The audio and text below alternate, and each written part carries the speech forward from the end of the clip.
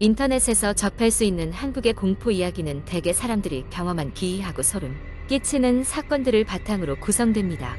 어느 작은 마을에서 있었던 일입니다. 이 마을은 시골의 한적한 풍경을 그대로 간직한 곳으로 주민들은 서로를 모두 알고 지낼 정도로 가까운 사이였습니다. 어느 여름 날씨가 무덥던 저녁, 마을 사람들에게 소름 끼치는 사건이 발생했습니다.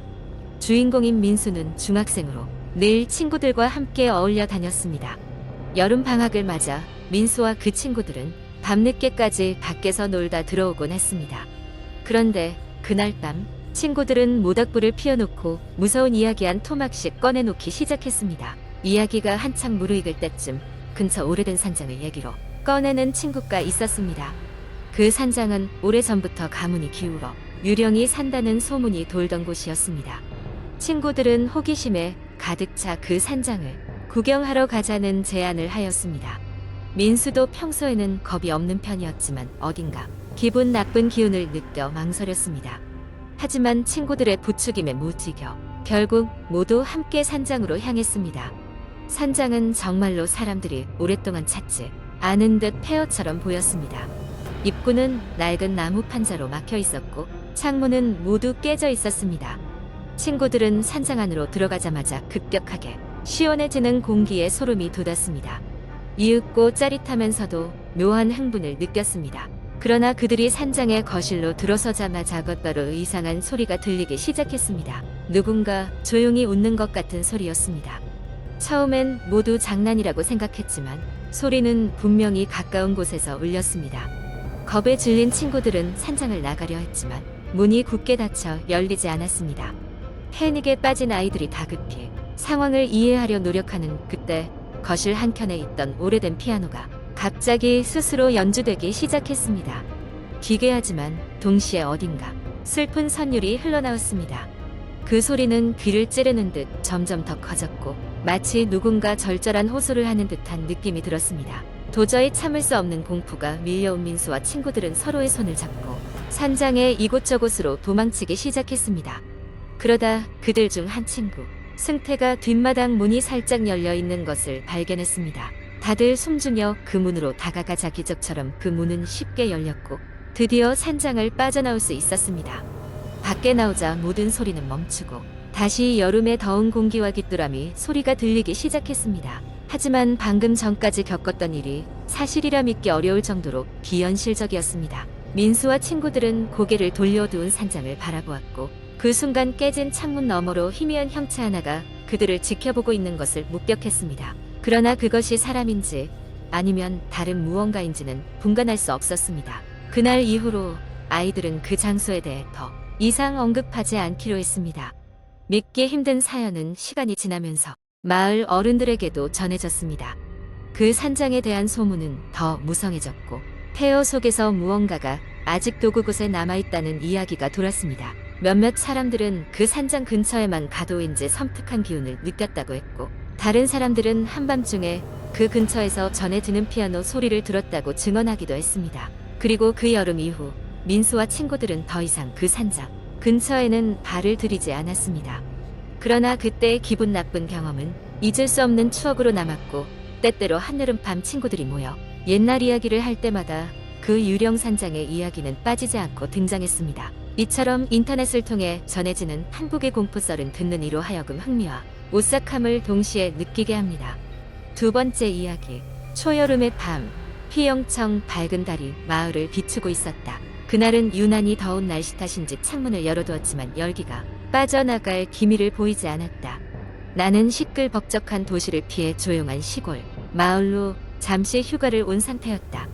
이곳은 밤이 되면 아주 고요하여 익숙지 않은 나로서는 낯설고 신기한 경험이었다. 시골집은 오래된 한옥이라 삐걱거리는 소리와 함께 어딘지 모르게 으스스한 기운이 감돌았다. 하지만 그런 스산한 분위기에도 불구하고 마을 사람들은 매우 친절했고 나는 금세 이곳에 적응할 수 있었다. 어느 날 밤 잠을 청하려고 누웠는데 창문 밖에서 타닥타닥 무언가 두드리는 소리가 들렸다. 처음에는 바람에 나뭇가지가 창문을 치는 소리라고 생각했지만 그 소리는 점점 더 서묘하고 규칙적으로 들려오기 시작했다. 궁금함과 약간의 불안감에 나는 창문으로 다가가 밖을 내다보았다. 밖에는 아무것도 보이지 않았다. 달빛 때문에 바깥 풍경이 환히 비춰졌지만 사람의 그림자조차 없었다. 그때 다시 한번 그 소리가 들려왔다. 이번에는 더 가까웠다. 이번에는 나뿐만 아니라 집 안에서도 기척이 느껴졌다. 누군가 천천히 한옥의 마루를 걸어가는 소리가 들렸다. 조용하고 꾸준한 발소리가 마치 나를 확인하려는 듯 집 안을 배회했다. 나는 순간적인 공포에 한동안 움직이지 못했다. 그러다 집주인이 하루는 이런 이야기를 했다는 것이 떠올랐다. 이 마을에는 일찍이 돌아가신 할머니 한 분이 돌아다니신다고 했다.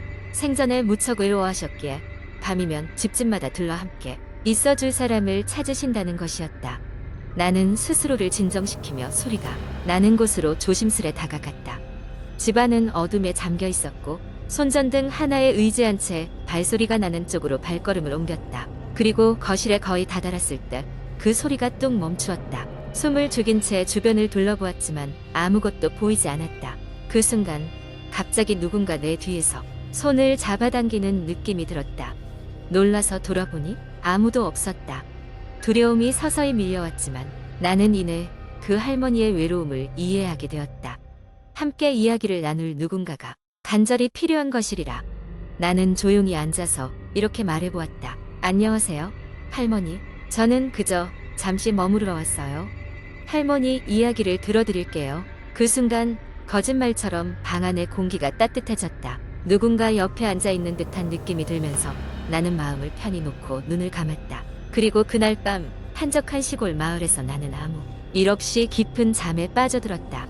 다음 날 아침 나는 마을 어르신과 이야기를 나누며 어젯밤의 일을 조심스럽게 털어놓았다. 어르신은 미소를 지으며 아마도 그 할머니께서 손님을 반겼나 보구만.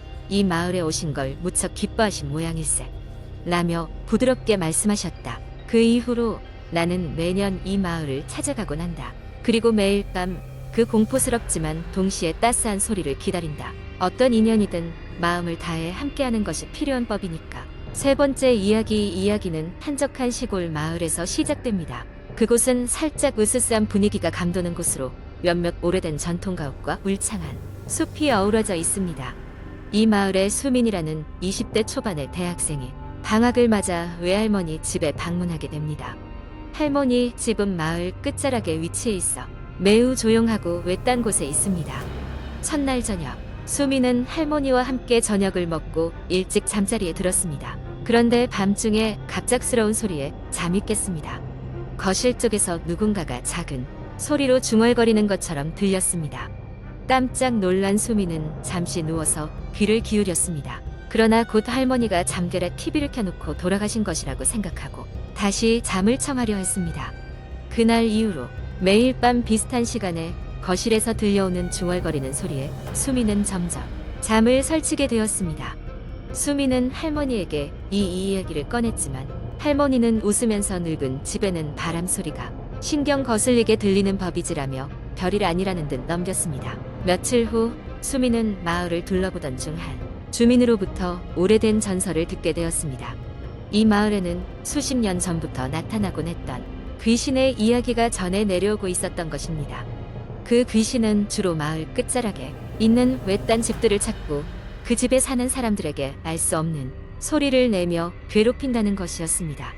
수민은 그 이야기를 듣고 섬뜩한 느낌을 받았지만 그저 오래된 미신일 거라고 생각하며 신경 쓰지 않으려고 했습니다. 그러나 그날 밤 수민은 또다시 중얼거리는 소리에 잠이 깼습니다. 이번에는 분명히 조금 더 가까운 곳에서 들리는 것 같았습니다. 수민은 용기를 내어 방을 나가 소리의 근원을 찾아보기로 결심했습니다. 거실로 가는 문을 열고 나가자 확실히 소리는 점점 더 크게 들렸고 수민은 두려움에 다시 방으로 들어가고 싶었지만 이대로는 더 이상 잠을 잘 수 없을 것 같았습니다. 거실에 도착한 수민은 깜짝 놀랄 수밖에 없었습니다. 거실의 한쪽 구석에 낡은 의자가 있었고 그곳에 웬 낯선 여자가 앉아 있었습니다. 흐릿한 달빛에 비친 그 여자는 칠흑 같은 긴 머리를 늘어뜨리고 있었으며 수민이 문을 열자마자 고개를 천천히 돌려 그를 쳐다보았습니다.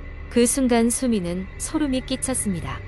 여자의 눈은 마치 무언가 큰 원 안에 사무친 듯 검게 타들어가고 있었고 입에서는 무언가 중얼거리고 있는 것 같았습니다. 순간 수민의 머릿속은 멍해졌고 그는 소리를 지르며 방으로 돌아와 문을 걸어 잠갔습니다. 흔들리는 손으로 할머니 방으로 통하는 문을 두드렸지만 아무 응답도 없었습니다. 엄청난 두려움 속에서 밤을 지샌 수민은 눈이 붉게 충혈된 채 아침을 맞이했습니다. 아침이 되자 수민은 할머니에게 이 일을 털어놓았고 두려움에 떨며 돌아가겠다고 말했습니다. 할머니는 갑작스럽게 굳은 표정으로 변하더니 그제서야 무거운 입을 열었습니다. 사실 할머니는 그 존재에 대해 알고 있었고 수민의 어머니가 어렸을 때에도 비슷한 경험을 했다는 것이었습니다.